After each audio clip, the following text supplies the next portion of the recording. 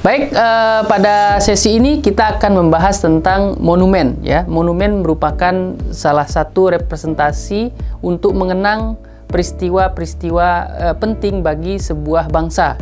Monumen merupakan cerminan bagi sebuah bangsa.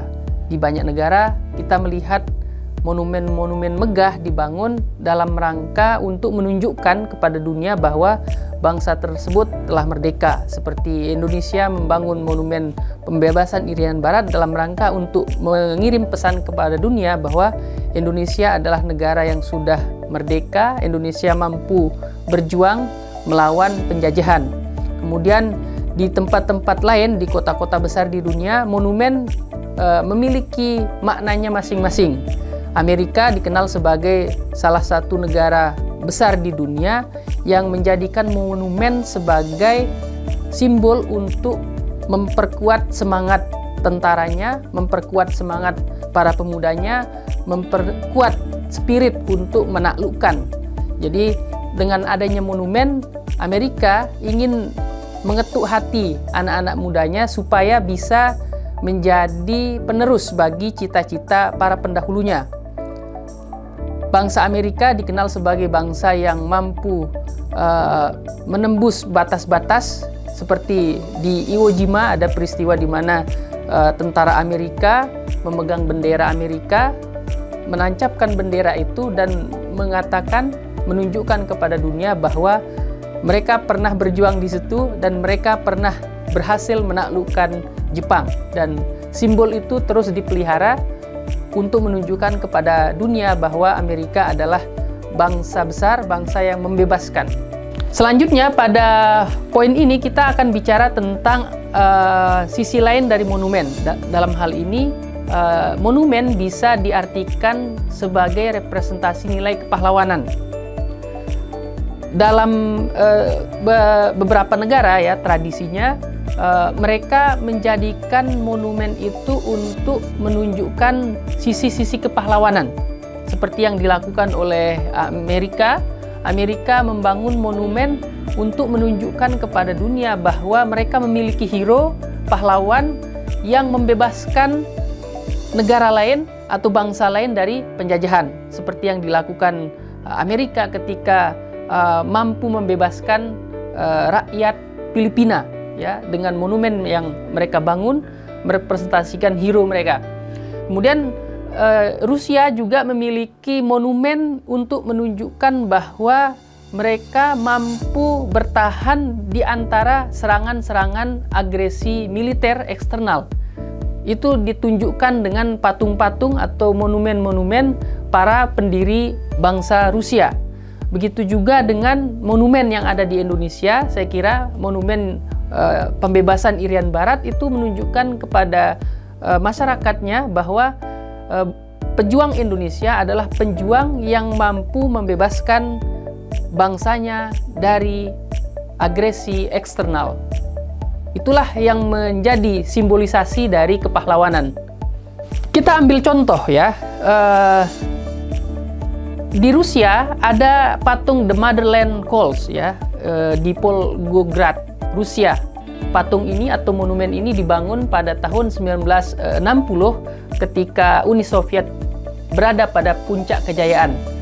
Jadi monumen ini dibangun untuk menyampaikan betapa luasnya wilayah Rusia. Kemudian Mother Russia memiliki tinggi 85 meter yang menunjukkan ekspresi bahwa Mother Rusia itu memanggil anak-anaknya, menunjukkan betapa kuatnya panggilan The Mother kepada anak-anaknya.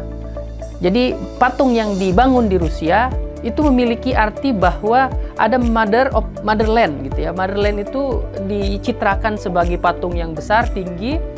Itu mirip-mirip kekuatan dewa begitu ya. Dia yang memanggil anak-anaknya, kemudian di situ dia memegang pedang. Itu menunjukkan perlunya anak bangsa untuk bertarung hingga darah penghabisan gitu ya.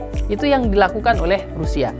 Contoh berikutnya adalah the Monument to Brotherhood in Arms atau Four Slivers di Warsawa, Polandia. Patung ini dibangun pada tahun 1945. Patung 2 tentara Soviet dan 2 tentara Polandia. Mereka berdiri dengan tiang setinggi 6 meter bertuliskan "Glory to the heroes of the Soviet Army, comrades in arms who gave their lives for the freedom and independence of the Polish nation." Patung ini ditujukan untuk menggambarkan era pertemanan baru antara Polandia dan Uni Soviet. Keberadaan monumen ini ditujukan untuk mempromosikan harapan untuk masa depan dengan tujuan propaganda. Kemudian bagi Rusia, monumen menggambarkan keberanian, kebebasan, persaudaraan, kehebatan. Dan bagi orang Polandia ini menggambarkan penaklukan, penghinaan, dan penindasan. Memang setiap monumen memiliki tafsirnya masing-masing. Ketika dibangun, spiritnya memang ditujukan untuk menunjukkan keberanian, harapan, dan pertemanan. Tapi seiring dengan berjalannya konteks, itu bisa berubah. Contoh berikutnya adalah monumen Douglas MacArthur di Filipina. Foto itu atau monumen itu intisari dari peristiwa 1944. Monumen ini menggambarkan ketekunan, keberanian, kebaikan, penebusan, dan kemenangan. MacArthur digambarkan sebagai ayah bagi orang Filipina yang kembali untuk menyelamatkan anak-anaknya. Jadi keberadaan MacArthur memiliki posisi istimewa di tengah-tengah masyarakat Filipina. Itu juga mengandung makna bahwa monumen ini adalah membawa pesan kepahlawanan. Selanjutnya, monumen juga mengandung pesan martir dan martirdom, bahwa monumen itu dibangun dalam rangka untuk meratapi kesedihan, mengenang penderitaan, dan dengan cara itu bangsa yang pernah tertindas, bangsa yang pernah dijajah, mengenang betapa sakitnya ditindas, mengenang betapa sakitnya menjadi orang yang menjadi subordinat kekuasaan asing, dan itu hadir di tengah-tengah di ruang publik. Beberapa bangsa menggunakan konsep martirdom atau martir di dalam monumen mereka. Contohnya adalah Nanjing Massacre Memorial Hall di Cina, ya. Jadi asal mula monumen ini adalah bermula dari Perang Jepang dan Tiongkok tahun 1937 di jembatan Marco Polo, berlanjut pada penyerangan kota Nanking yang dikenal sebagai Rape of Nanking. Komplek monumen ini mencerminkan korban dan trauma pada tahun 1937. Monumen ini sendiri berdiri dengan alasan Kementerian Pendidikan Jepang berencana menghapus sejarah di kurikulum pendidikan mereka pada tahun 1982, walaupun hal itu tidak pernah menjadi kenyataan.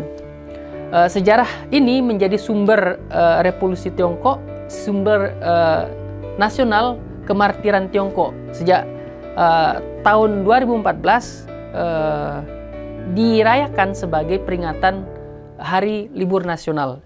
Jadi keberadaan monumen ini memiliki arti penting bagi Cina untuk menunjukkan betapa peristiwa di masa lalu masih menjadi memori yang tetap mereka pelihara. Contoh berikutnya adalah Katyn Memorial di kota Jersey, United States. Itu adalah representasi Polandia. Kemudian monumen for the victim of German occupation Budapest itu berada di Hungaria. Kemudian monumen lainnya adalah Auschwitz di Polandia.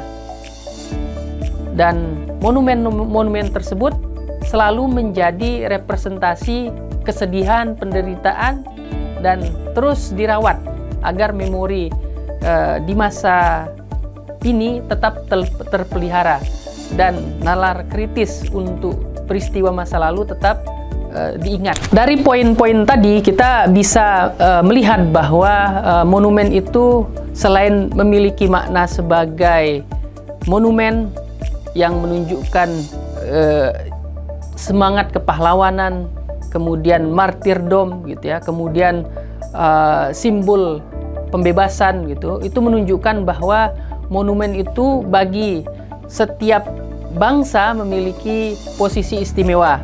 Makanya ketika kita berkunjung ke negara-negara besar atau negara-negara di Eropa, Amerika, termasuk di Indonesia, monumen itu selalu berada di pusat-pusat ruang publik. Di Jakarta, lokasinya di pusat kota, ya, dalam hal ini Monas. Kemudian Patung Liberty juga ada di pusat Amerika. Kemudian di Jerman kita melihat Berlin Wall. Itu juga menunjukkan bahwa monumen itu selalu berada dalam posisi penting di tengah-tengah masyarakat modern. Keberadaan monumen dijadikan sebagai representasi untuk menyatakan bahwa peristiwa di masa lalu itu tidak boleh dilupakan. Harus diberi pemaknaan baru pada zaman modern dan pada era kontemporer. Sekian.